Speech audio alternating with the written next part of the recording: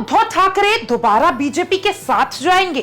क्या देवेंद्र फडणवीस का न्योता सिर्फ मजाक था या कोई राजनीतिक संकेत? क्या शिवसेना यूबीटी महाविकास आघाड़ी से दूरी बना रही है? क्या चड्डी बनियान गैंग सिर्फ विरोध था या गहरी राजनीति का हिस्सा?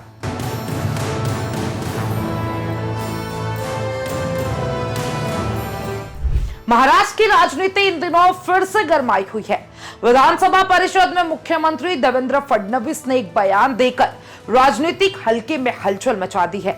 उन्होंने शिवसेना यूबीटी प्रमुख उद्धव ठाकरे को मौजूदा महायुति सरकार में आने का ऑफर दिया। भले ही उन्होंने इसे बाद में मजाक बताया, लेकिन राजनीति में हर मजाक के पीछे कुछ संकेत छुपे होते हैं और यही कारण है कि इस बयान पर बहस थमने का नाम नहीं ले रही है।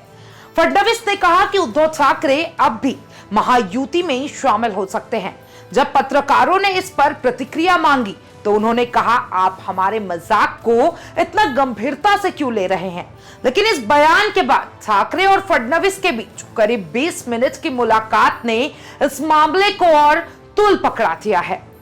इस मुलाकात के बाद अटकलें तेज हो गई हैं कि क्या दोनों नेताओं के बीच फिर से कोई राजनीतिक समीकरण बन सकता है।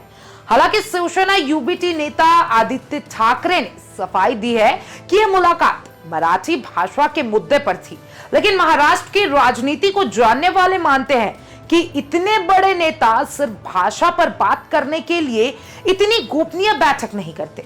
उद्धव ठाकरे ने फडणवीस के ऑफर पर प्रतिक्रिया देते हुए कहा, ये अंदर की बात है। इसके बाद उन्होंने इसे शिवसेना यूबीटी द्वारा हाल ही में किए गए चड्डी बनियान गैंग पोस्ट से जोड़ दिया। दरअसल शिंदे गुट के विधायक संजय गायकवाड़ के खिलाफ शिवसेना यूबीटी नेताओं ने विरोध प्रदर्शन किया था, जिसमें उन्होंने चड्डी बनियान गैंग कहकर निशाना बनाया गया था। इस बयान को लेकर कांग्रेस नेता विजय वडेट्टीवार ने भी हमला बोल दिया और कहा कि महायुति सरकार भ्रष्टाचार से भरी है और महाराष्ट्र अब 20% कमीशन वाला राज्य बन गया है। यह घटनाक्रम 2019 के विधानसभा चुनाव के बाद हुए उस बड़े बदलाव की याद दिलाता है, जब मुख्यमंत्री पद को लेकर मतभेद के चलते उद्धव ठाकरे ने भाजपा से नाता तोड़ लिया था। इसके बाद उन्होंने कांग्रेस और एनसीपी के साथ मिलकर महाविकास आघाड़ी बनाई और मुख्यमंत्री बने। लेकिन 2022 में एकनाथ शिंदे के नेतृत्व में हुई बगावत के बाद सरकार गिर गई और शिवसेना दो भागों में बंट गई।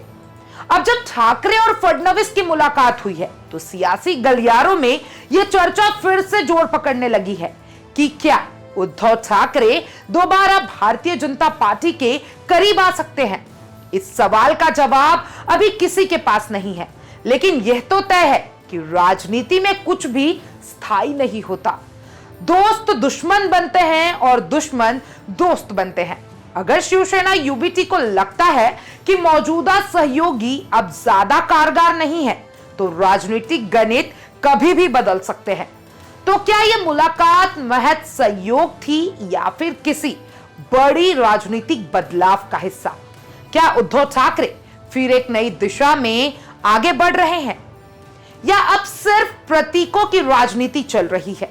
आने वाले हफ्ते में इस बात का भी जवाब जरूर देंगे। आप क्या सोचते हैं उद्धव ठाकरे की इस मुलाकात के बारे में? कमेंट बॉक्स में जरूर बताइएगा और तमाम ऐसे अपडेट्स के लिए ONOG न्यूज के साथ बने रहें।